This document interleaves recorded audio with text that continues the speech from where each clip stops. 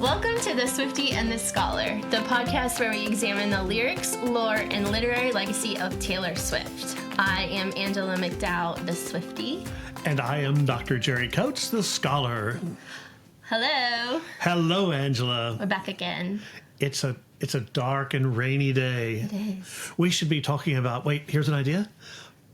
Poetry about lost love. Oh, what a coincidence. What? Let's do it. Okay. Yeah, let's just jump right into this one. Okay. I do have something fun to say before we get to your thoughts.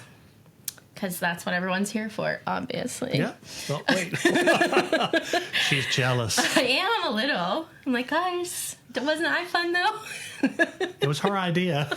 So I just want to talk about the inspiration for this song. Or should I talk about that at the end? No, I think it's fine. We'll do it now. So this song is from her album. Today we're covering Death by a Thousand Cuts. I think one of like the cult Swiftie favorites, probably. So. And what's the album that's from? Lover. We have Lover Live from Paris. Probably we should listen to that. This song is on that. She did play that live on there. So this is from 2019. Written and produced by Taylor and Jack Antonoff, which is a name you've heard 100 times by now, even though we've only done like 5 songs. I have heard Jack Antonoff. Yes. But a fun thing about this song is that Taylor said that she was inspired to write this song after watching a movie called Someone Great. Have you seen this movie? Heard of this movie? No. Me either. Yeah. I haven't seen it either. But the writer and director of that movie, Jennifer Caton Robinson, said that she was inspired to write this movie after she heard a different Taylor Swift song called Clean, which is from her album 1989. So Taylor wrote a song, a woman heard that and made a movie, and then Taylor watched that movie and then wrote this song. Is that the source of the cliche, what goes around comes around? I guess so. Okay. So that's just a little fun fact. I haven't seen that movie. Probably I should watch it because I do love this song. Spoiler. But see what we can do on Prime. Yeah. But yeah, so let's just get right into it and get into your thoughts on this one. Okay. Well, so immediately I'm looking at the title, Death by a Thousand Cuts. Because I like Shakespeare, I thought about Hippolyta and Theseus in Midsummer Night's Dream. So, Theseus says, I won you with my sword. And in one of the Amazonian legends from Greek mythology, Theseus is supposed to have challenged Hippolyta, queen of the Amazons, to a fight. And he uses a sword and cuts her until she finally collapses from loss of blood. And then he ties her up, threatens to kill the rest of the Amazons unless he gets from her the promise of marriage. Okay, that's exactly how my marriage happened too. Is that right? I remember the bandages. But having said that, of course, it does come. The Death by a Thousand Cuts comes from China. Okay. Okay, do you know this? No. Okay, yes, it's Lingchi, which is execution by cutting and cutting and cutting and cutting. Oh. Okay, and so the expression was death by a thousand cuts for Lingchi, but it wasn't necessarily a cut like we think of a paper cut. They generally would nip things off. So they would cut pieces of your fingers off, or they would cut pieces of your flesh so it wouldn't easily heal. So it was just a long-lasting way of killing someone. Torturous. It was torturous. This is the China prior to 1905. After 1905, there was a huge cultural revolution. There was a cultural revolution leading up to it. And as a matter of fact, if you've ever seen the movie 55 Days in Peking, just say no. No. Yeah, it stars Charlton Heston, David Niven, and a whole host of stars. That sounds like it's a little before my time. And it's about the awful imperialism that was brought to China. China revolted against it, against European powers trying to take over China in what was called the Boxer Revolution. Okay. So the Boxer Revolt was put down. I happen to have a really interesting artifact to share. Of course you do. Oh, ooh, that's pretty. Isn't it? Yeah. So, yep, there you are. This Yeah. This is, Maybe we can take a picture so maybe it's so. not Yeah. so glary. This is actually called a Mandarin Square. Okay. So China was renowned for its amazing administrative prowess. It had all kinds of different administrators doing all kinds of different things. And they were ranked and divided into groups by what kind of square they wore on the front of their clothing. Oh, when was this? Prior to 1905. Okay. So this is actually from the 1880s. Okay. And Wow. it's an That's actual so cool. Mandarin Square. It's so pretty. Isn't it? Yeah, I know. I love it. So, yeah, I have all kinds of weird artifacts in my house, as you know. And one of them is a framed Mandarin Square that's in a hallway. Well, I never thought that we could connect a song from Lover to a Mandarin Square, but here we are. Oh, are we still talking about Taylor Swift? Yes. Okay, well, sure. So, death by a thousand cuts is a horrific way to die, and I'm assuming that she is using that to talk about a ruined love affair that would be a horrific way to die. So, start with the chorus. Let's get into it. Okay, so she starts off saying goodbye is death by a thousand cuts. So this is a metaphor comparing goodbyes to execution in a horrific manner. And one of the things that dominates this song is use of metaphor. Yes. So it's one after another, after another, after another. This is also a little hyperbolic. Very, so yes. It would be hyperbole, an exaggeration. I guess I should go back and say not everyone may understand if there are young Swifties out there. Yeah. They may not discern the difference between the simile and metaphor. Yes. So a simile is a comparison between two dissimilar things using like, as, or than. So Robert Burns' poem, "My love is like a red, red rose that's newly sprung in June. My love is like a melody that's sweetly sung in tune." Right? Beautiful. That's Burns, not me. But that would be a simile, right? Yes. A direct comparison. A comparison using like. My love is like a rose. A metaphor is a comparison that is a direct comparison without using like or as or than. So saying goodbye is death by a thousand cuts compares saying goodbye with horrific torture. Yeah. Hence, metaphor. Slightly dramatic. It is a dramatic metaphor. This poem operates on a series of metaphors. And it's hyperbolic. So there's hyperbole. Congratulations, she's hit 2 literary devices in the first line. Yeah, also, I want to say on that, which I don't know if this means anything, but she starts with the chorus in this song rather than starting with a verse, which I don't think is not super common, and I don't think she does a lot. Oh. So just some throw that. Well, that's out there. interesting. She may want to really emphasize the horror of it. I mean, the terrible impact on her life personally. Yeah. That it was torture. Flashbacks waking me up. I get drunk, but it's not enough because the morning comes and you're not my baby. Okay, so I'm just going to have to say this is a personal prejudice with me. I'm not fond of the word baby. Okay, I actually have to say something about that. I have a very specific memory involving you. Okay. And it was one time that I stayed at your house when I was really young. This was in the time of NSYNC and Britney Spears and stuff. Those pop wonders from my childhood. And you were taking me, it was just you and your youngest daughter and me in the car. And you were taking me home to my mom. And every song that came on the radio said baby like so many times, and every time it happened you immediately switched the song in the car. You were like, nope. Nope. And then I'm like, no, you gotta go back, and then they would say it again, and you switched it. So as soon as I completely forgot about that until right in this moment, and as soon as you said not my baby, I was like, oh my god, I know he's gonna hate that. Just right in this moment. Not a fan. It's so cliched. Sorry, Taylor, so cliched. Yeah, anytime I hear a song with baby in it, Leslie, my wife, will tell you that I insert the word infant. So I sing it loudly and a little off key with the word infant. I actually kind of agree with you.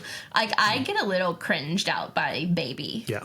And when people are like talking about a project or something at work or something, they're like, this has been my baby. I'm like, well, gross. Yeah. So I'm kind of with you. I'm just going to give you now my personal story. Yes. And that is that I was once reading poetry for a literary magazine. Okay. And we had a submission, and I don't know why I committed it to memory. It's because maybe it's what I do. But it started off, baby, baby, already 2 marks and against you're it. like, nope. Baby, baby, I love you. From your head No. to your shoe. No. No. So that's what we call in poetry forced rhyme. And Yeah. it's also baby, baby. And no, that did not So make yeah, I was going to say that person did not make it into the No, magazine. and if that student is out there, move on from that one, but keep working. That's not your life's work there. No. So yeah, when I hit baby, that's not great. Yeah. Okay. Fair. Okay. So yeah, my note here on my copy is infantilized lover. Yeah. Yeah. Yeah. So the second stanza of the chorus: I look through the windows of this love. What do we have? Another metaphor. It's another metaphor. I'm looking through the window, so we're comparing love to windows. Even though we boarded them up, okay, she's extending the metaphor throughout the stanza, an extended metaphor, a conceit. That's right. Chandeliers still flickering there. Okay, so I'm going to forgive her for baby because I really do like conceits. I like an extended metaphor, someone who takes a metaphor and then develops the parameters of the metaphor. So not only do we have the windows of love, but we also have them boarded up, and we also have the flickers of chandelier. Like we know it's in there somewhere. Mm-hmm. It's just barely hanging on, and somehow she just can't get rid of it, and so she returns to her initial metaphor. It's death by 1,000 cuts. Yeah, I always picture this like I look through the windows of this love, so I always picture this like old, broken down house, and that house is their like relationship. Sort of like the house from Who's Afraid of Little Old Me with the cobwebs, you know?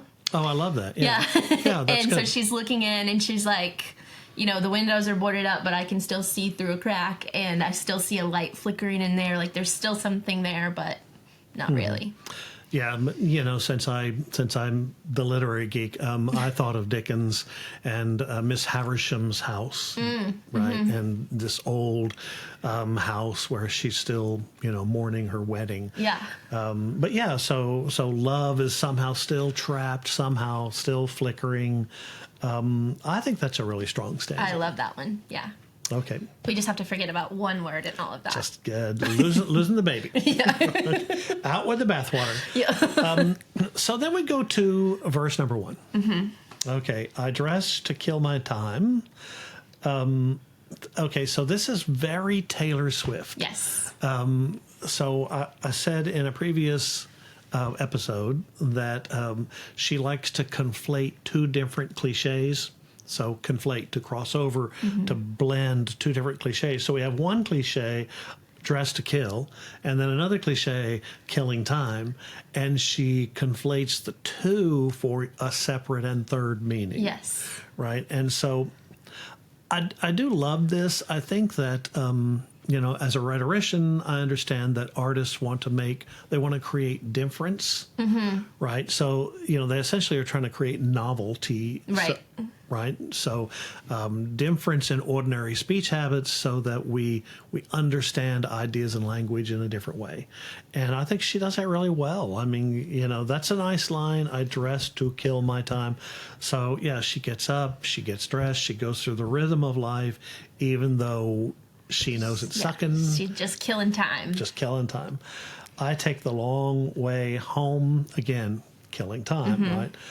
I ask the traffic lights if it'll be all right. Okay, she's talking to traffic lights. Yeah. Got a problem? She's a little crazy. Yeah, but I mean, broken love drives us crazy. I like that. It absolutely does, yeah. This is also personification. Okay, so when we personify an inanimate object, then, if you stub your toe and yell, stupid desk, Yeah. right, the desk isn't stupid, you were clumsy. Yes. So she's talking to the traffic light, and the traffic light says, I don't know. Yeah.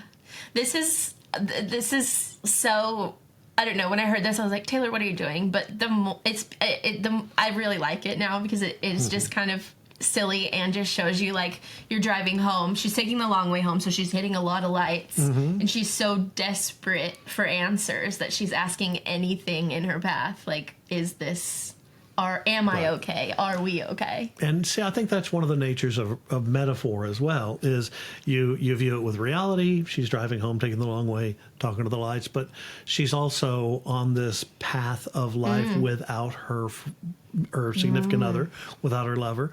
And she's wondering, so it's over now, but my chandelier's still flickering. Yeah. I'm not going to touch that one, but she's... yeah, so... and of course, the traffic light's a great image. This is imagery, people. All right, you got a great image here because a traffic light is red, yellow, green. So is this relationship full stop?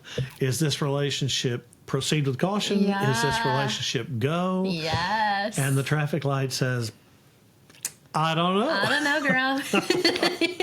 I actually have a shirt that's made by a Swiftie that she makes a lot of Taylor Swift merch, and it's just a traffic light right here, and it says IDK. Oh, really? Yeah. And I love it so much. I think I like that. Yeah. I wouldn't wear it, but I like it. Yeah. She also, that same girl, went to the Eras Tour dressed as a traffic light. Oh, well. Which is fun, with the IDK in it. That's a bright idea. He did it again.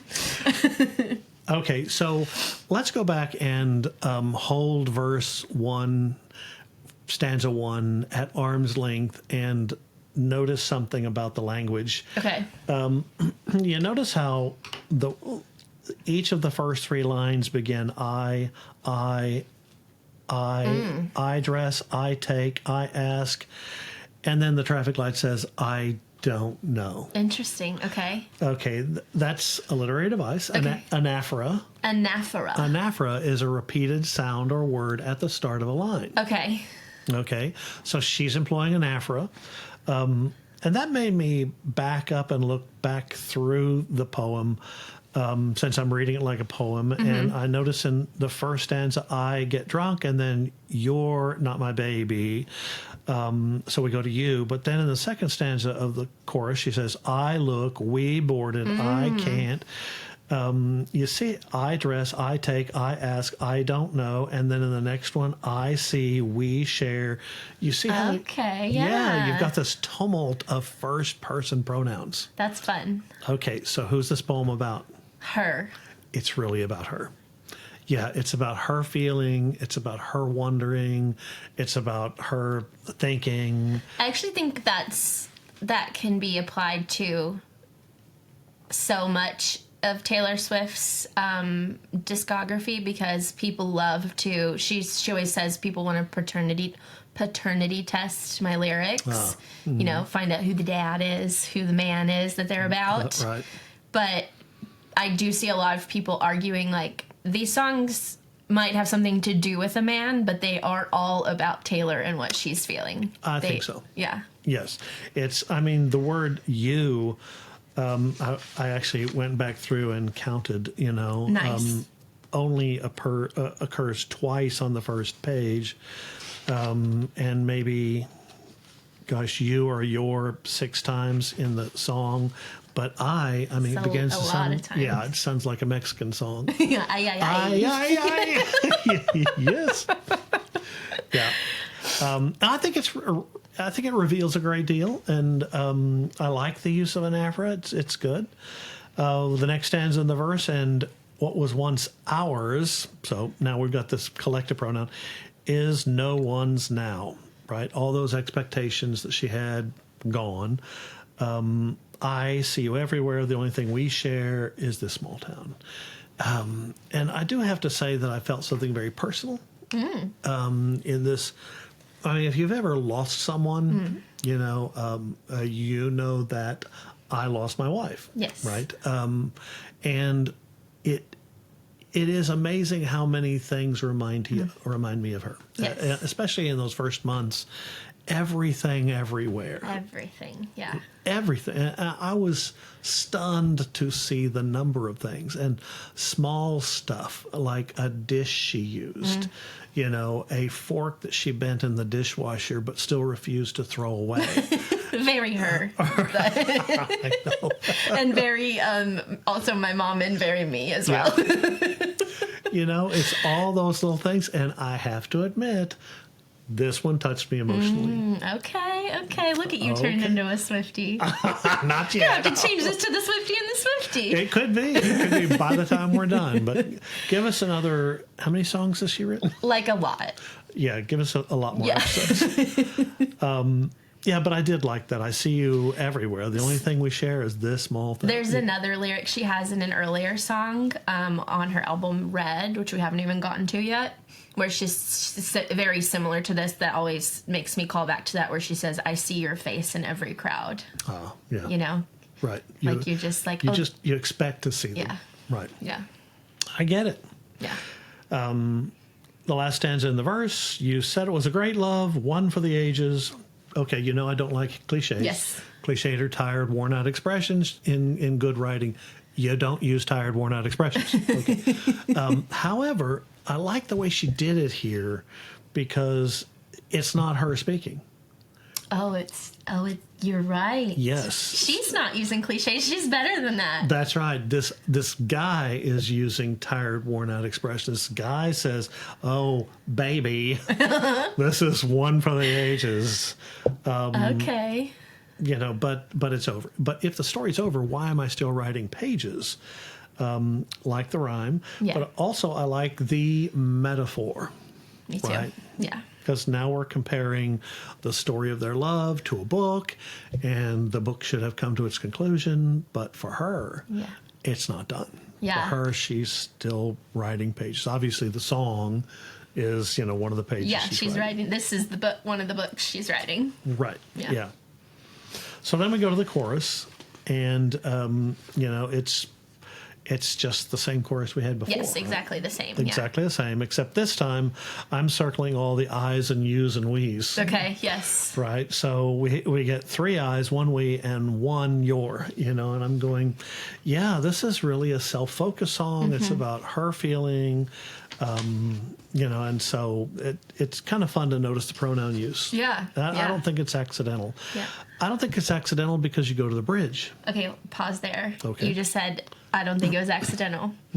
In on her album Midnights, there's a song called Mastermind, where she talks about she's masterminding everything that's happening to her and everything in this relationship. And she says none of it was accidental. Oh, there you go. So you're right. None of it was accidental.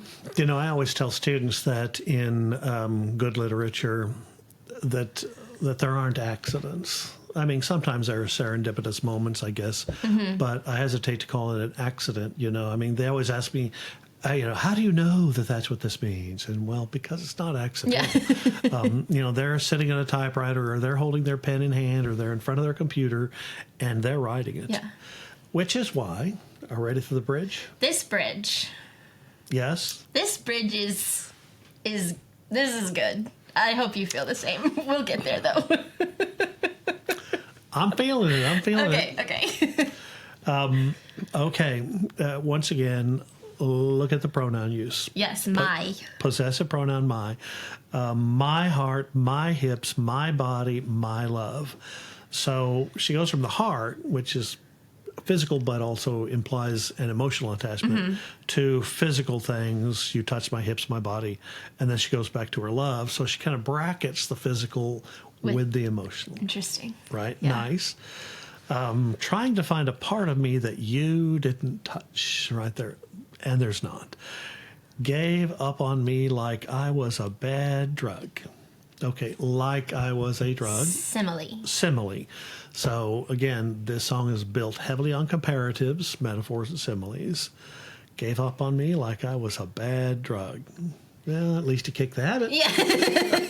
She also has another. This song I always find a lot of parallels to other songs in her discography, and there's a song on Reputation, another album we also haven't gotten to, where she says, my drug was. Oh, I just realized she says baby. Sorry. But she says, my drug is my baby. I'll be using for my whole life. So she compares love to like an addiction a lot, I think.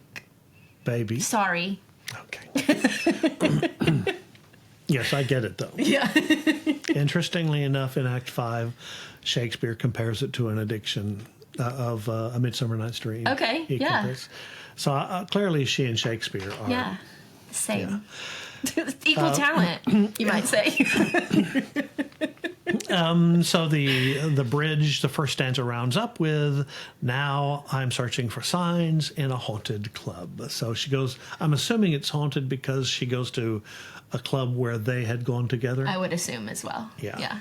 And so, we have this imagery of kind of empty space, dead relationship, ghosts. Ghosts, yeah.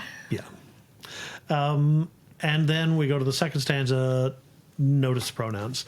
Our songs, our films, united, we stand, our country. I guess it was a lawless land. So, yeah, it was once us, right? It was once the collective pronoun our. But none of that works now. And she's toying with those cliches again, yes. Right?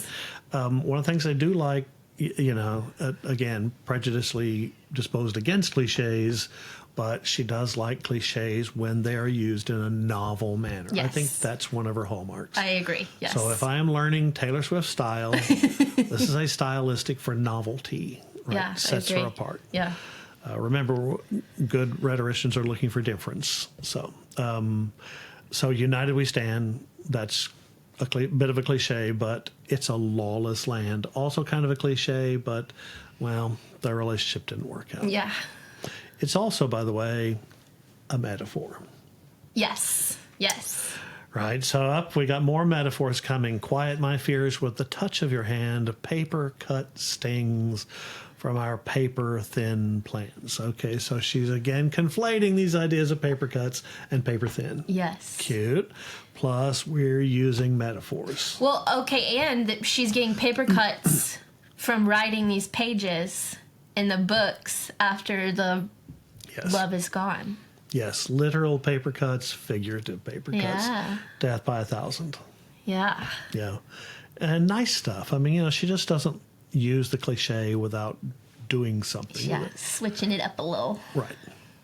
And then she goes back to the possessive pronoun, my time, my wine, my spirit, my trust.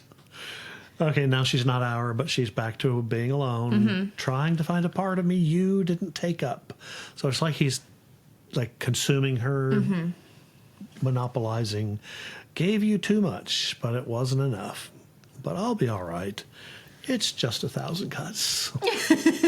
Right. We have a little irony. Say one thing, mean another. Yes. Right. So she likes irony. Again, like the stanza, kind of fun differentiation between her whine, where she's trying to get over the sadness, and the fact that, he used her up and somehow she never could give him enough. Yeah, I gave you all of it, but it was never enough. Not enough. Right. I gave you, I always think about that, my time, my wine gave you too much. So it's almost like she's talking about, I was with you all the time, I trusted you, but also I always wonder about my wine. It's like, okay, I was also like financing our life, Ah, yeah, could be. Which I do kind of feel like she does that sometimes, where she's like, you're poor and I'm not. Didn't this dog ever pay for dinner? Yeah. Probably not. Would you? Bad sign. Yeah. Then we go back to the chorus. I get drunk, but it's not enough. Okay, so we're playing off that phrase, not enough. Nice. Because you're not my baby. Baby. Can't wait to hear the song. I am going to insert the word infant when it's... Okay. I look through the windows of the love, and it's boarded up, and the chandelier's still still twinkling along. Yes. So then we get to the last bit. Yes. The outro. Yes. Trying to find a part of me you didn't touch. My body, my love, my trust. It's death by a thousand cuts. And you wonder what matters most to her. And I'm not going to say as a woman, I'm going to say as a person. What matters most to any of us? Is it giving our body? Is it giving our love? Is it giving us emotionally? Or is it trust? That promissory note that we hold out to the people who are the closest to us. Yeah, feels like that's the most important one. It does. Yeah. But it wasn't enough. It wasn't enough. No. No. I take the long way home. I ask traffic lights if it'll be all right. And they say, I don't know. So, nope, there are no clear signals here. Okay. Again, so if you want to hold the poem, as a poem, if you want to hold it at arm's length again, and you start thinking about all the I's, the use of anaphora, if you start thinking about the metaphors and the simile, this song is a creation of a persona. Okay. Okay, so I'm not sure entirely that it's a song about her necessarily, but she's created this voice of another person. So it's a voice of a woman who has had a really bad love affair, a really bad breakup, and one that she can't quite release. I don't know if it's her or not. Right. But I feel like it's creating a persona. So when you create a persona with language, there are a couple of different ways to do it. You can do it with what we call direct characterization. Okay. So you could have the character say, I feel terrible. My life sucks. You never bought dinner.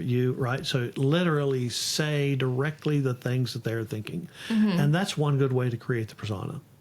A second way is what's called indirect characterization. Okay. I think it's more deftly handled. Indirect characterization is more difficult as a writer to achieve. Yeah. And so how do we usually create indirect characterization? We do it through literary devices. We do it through metaphors, simile, personification. And that's why, can you feel a good grade coming for this song? I can. Yeah. Yeah, I really think that she is using the literary devices to establish indirect characterization of this persona. Interesting.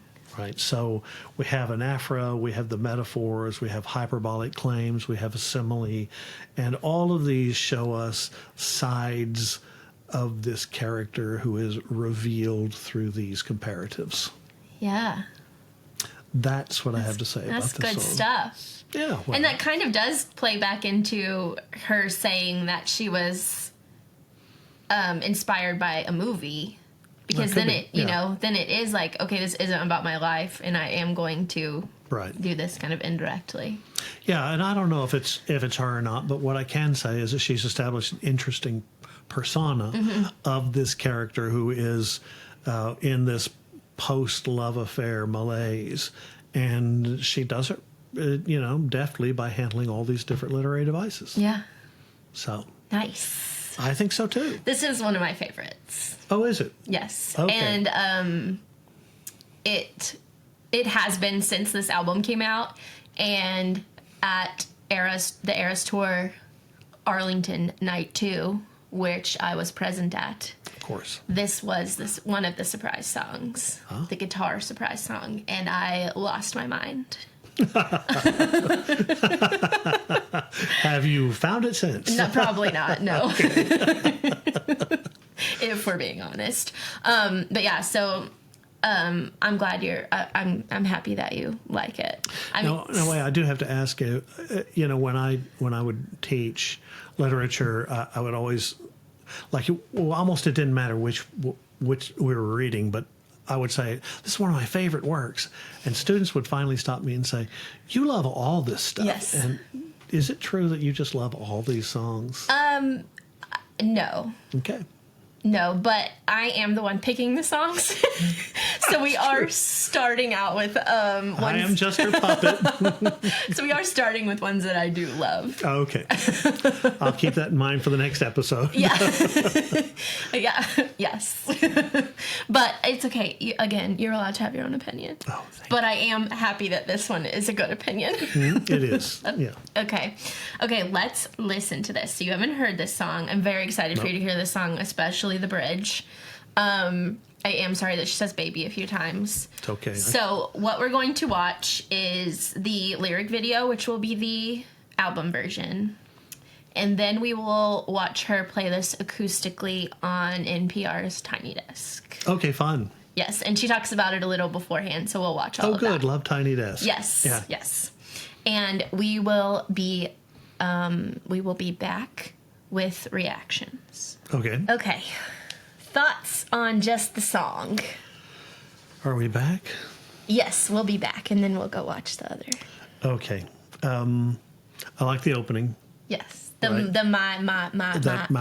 Well, I like it because it's very in marching, like she's trudging, like dragging through life. That's good. Yeah. I noticed every time she says chandelier still flickering, the word still, she has a vocal change, and she's got this kind of choked out. Yeah, her voice does sound very choked in this throughout a lot of this song. Right. Yeah. Yeah. I liked it. She says, the traffic light says, I don't know. Right? Yeah. It's mechanical because it's a light. Yeah. But also it's emphatic, right? Yeah. I don't know. Yeah, nobody knows. Yeah. I did learn something, I guess, Okay. Reading back through. The only thing we share is this small town, and she says is this small town in that same deliberate way. It always behooves us to read literature more than once. Yeah. I think every time you read it, you bring a different package, a little slightly different package to it. And, the town is so small, she has to see him. Right? Yeah, as she's driving through the traffic lights. Yeah, and there he goes again. Well, damn it. Yeah. Yeah, it's like that flicker may not be a flicker of love. It may be a flicker of a man, an actual man. Gouging her over and over again. Oh, interesting. Okay. Yeah, there he goes again, And I like my heart, my hips, my body is angry. It's very fun. Yeah, yeah. So this is how much I love this song and this bridge, and how I think I manifested us having that as a surprise song for Arlington Night 2 was because, do you know about Swifties and friendship bracelets? Oh, no. Okay.